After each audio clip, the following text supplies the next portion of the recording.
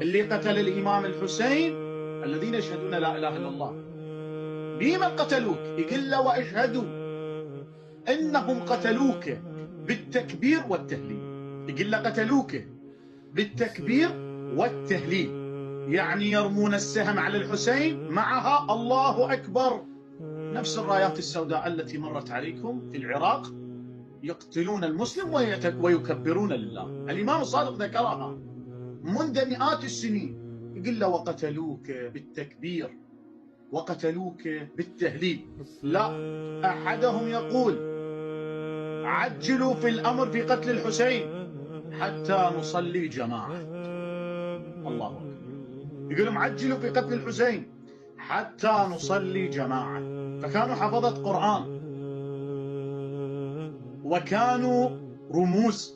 الذين قتلوا الحسين يعتبرون رموز عند قوم